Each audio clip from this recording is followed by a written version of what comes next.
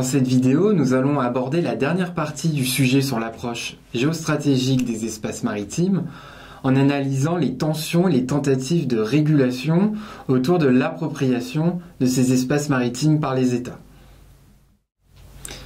Les mers et les océans ont donc un rôle stratégique majeur et possèdent également des ressources qui suscitent les convoitises et donc les tensions entre les États, ce qui a rendu nécessaire à l'échelle mondiale un effort de régulation de ces tensions. Cette tentative de régulation a eu lieu lors de la conférence des Nations Unies qui s'est déroulée à Montego Bay en Jamaïque en 1982 et qui a donné naissance à un droit de la mer. Ce droit de la mer a organisé l'appropriation des espaces maritimes par les États en définissant différentes zones où ces États peuvent exercer une souveraineté plus ou moins limitée à partir de leurs côtes. Dans les eaux territoriales, qui s'étendent jusqu'à 12 000 marins à partir des côtes, l'État riverain dispose d'une souveraineté complète. Ensuite, jusqu'à 200 000 marins, l'État riverain dispose ici d'une zone économique exclusive où il ne peut exercer qu'une souveraineté économique.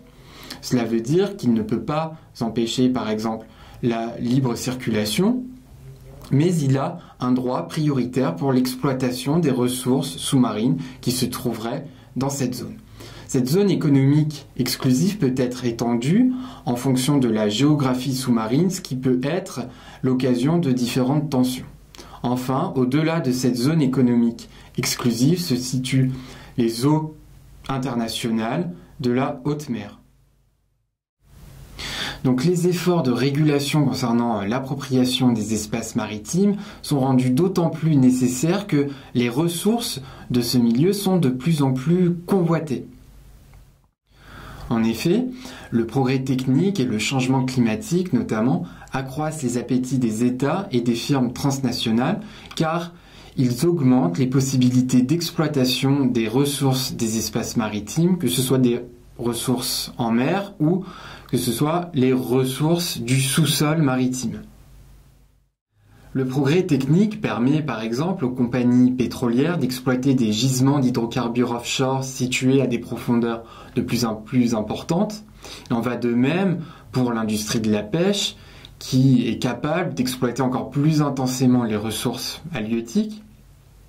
Enfin, le changement climatique augmente les possibilités d'exploitation des ressources maritimes avec l'ouverture de véritables fronts pionniers maritimes, comme par exemple l'océan Arctique et les différents gisements d'hydrocarbures qu'on y a découverts.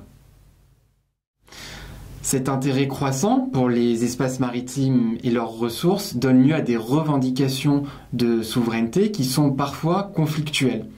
Ainsi, par exemple, la Russie, dans l'océan Arctique, cherche à étendre sa zone économique exclusive, ce qui est à l'encontre de l'intérêt des autres États riverains de cet océan, comme les États-Unis ou le Canada.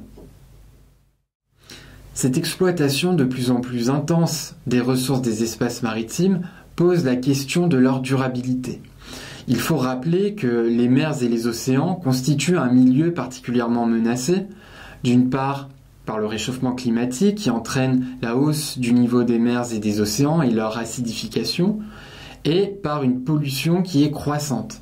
Elle est notamment d'origine terrestre puisque, par le biais du cycle de l'eau, la pollution sur les terres finit par se répercuter sur les mers.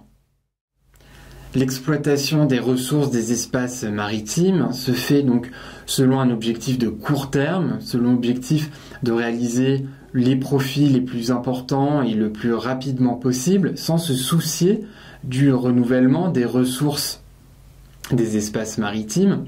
Ceci donc finit par accroître les pressions et les menaces sur ce milieu. Et ici, nous pouvons citer avec ironie l'exemple de l'exploitation des hydrocarbures dans l'océan Arctique, permis par la fonte des glaces et qui, à terme, ne peut qu'aggraver ce problème.